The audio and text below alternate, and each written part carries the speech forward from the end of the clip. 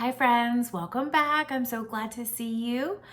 Today we're going to continue talking about friendship. We're going to be reading Chester's Way by Kevin Henkes, who we definitely know and have read lots of his books already. So we really like him. So he is the author and the illustrator. So we know what that means, that he wrote the book and drew all the pictures. What a great guy. So this is another story about friendship, like I said, just like the Magic Rabbit that we read yesterday. So do you remember who the friends were in the Magic Rabbit? The bunny and then the magician. What was his name? Ray.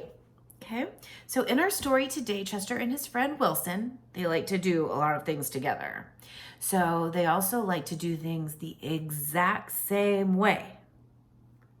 Okay, so let's find out what happens when a new friend moves into town, into their neighborhood, and her name is Lily. So, and we have read stories with Lily in them before, so we know that Lily is a little bit crazy, don't we? So, hello, my name is Chester. I like croquet and peanut butter and making my bed. Chester has his own way of doing things. So, what does the author mean when he says that Chester has his own way of doing things? Let's read and we're going to find out. He always cuts his sandwiches diagonally. He always got out of bed on the same side, and he never left the house without double knotting his shoes. Chester always had the same thing for breakfast, toast with jam and peanut butter. And he always carried a miniature first aid kit in his back pocket, just in case. You definitely have a mind of your own, said Chester's mother. That's one way to put it, said Chester's father. So why do you think Chester's mother says that Chester has a mind of his own? Why do you think he has a mind of his own? Okay. Maybe because of all these different things that he does, cutting his sandwiches diagonally, getting out of bed on the same side every day. Chester's best friend Wilson was exactly the same way. That's why they were best friends.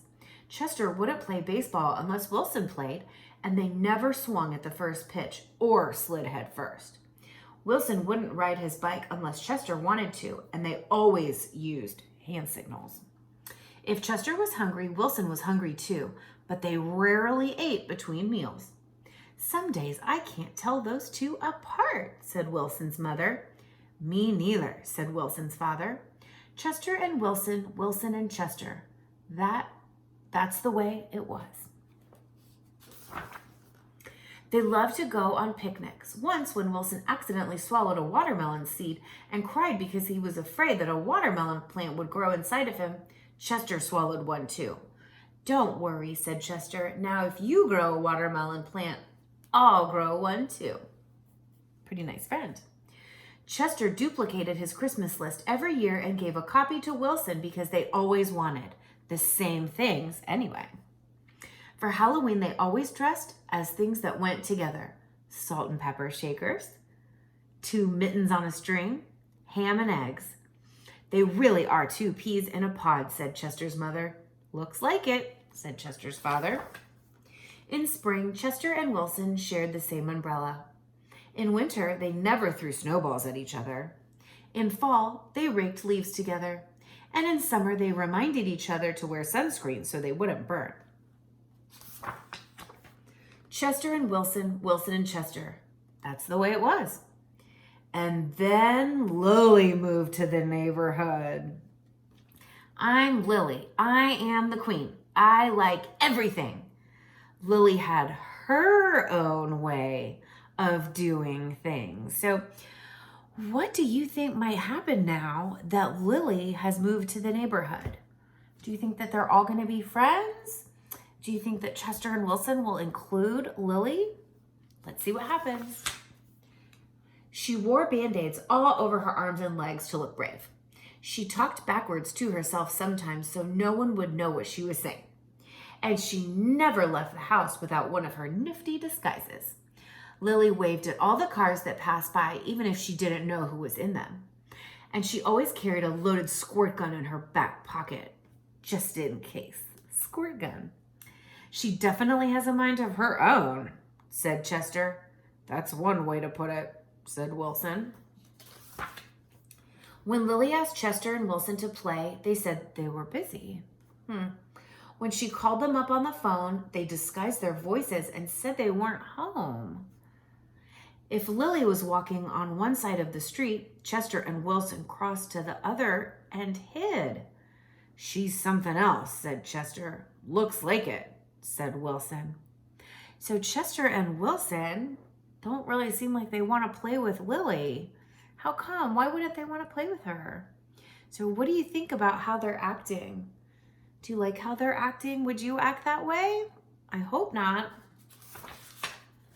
One day, while Chester and Wilson were practicing their hand signals, some older boys rode by, popping wheelies. They circled Chester and Wilson and yelled personal remarks. Chester and Wilson didn't know what to do. Just when they were about to give up hope, a fierce-looking cat with horrible fangs jumped out of the bushes and frightened the older boys away. So who do you think is dressed up like a cat? And why do you think that that's who that might be? Let's see who's dressed up like a cat. "Are you who I think you are?" Chester asked the cat. "Of course," the cat replied. "Thank you, Lily," said Chester. "You're welcome, Chester," said Lily. "Thank you, Lily," said Wilson. "You're welcome, Wilson," said Lily. "I'm glad you were wearing a disguise," said Chester. "And I'm glad you had your squirt gun," said Wilson. "I always do," said Lily, just in case. Afterward, Chester invited Lily over for lunch. "You have a Muscle Mouse cup?" said Lily. "Of course," said Chester. "I do too," said Lily. "Same here," said Wilson. Chester and Wilson cut their sandwiches diagonally. Lily asked Chester's mother if she had cookie cutters, and she made stars and flowers and bells. "That's neat," said Chester. "Wow," said Wilson. That night, Lily invited Chester and Wilson over to sleep over. "You have a nightlight?" said Chester. "Of course," said Lily. "I do too," said Chester. "Same here," said Wilson. Chester and Wilson wanted toast with jam and peanut butter for breakfast the next morning. "Boring," said Lily. "Try this instead." "This is good," said Chester. "Wow," said Wilson. Look what Lily made for breakfast. The toast has a face. After that, when Lily asked Chester and Wilson to play, they said yes. When she called them up on the phone, they had pleasant conversations. And if Lily was walking on one side of the street, Chester and Wilson waved and ran to catch up with her. Chester and Wilson taught Lily hand signals, and she taught them how to pop wheelies. Lily taught Chester and Wilson how to talk backwards, and they taught her how to double knot her shoes. "Some days I can't tell those three apart," said Lily's mother. "Me either," said Lily's father. Chester and Wilson and Lily. Lily and Wilson and Chester. That's the way it was. For Halloween, they dressed as the three blind mice.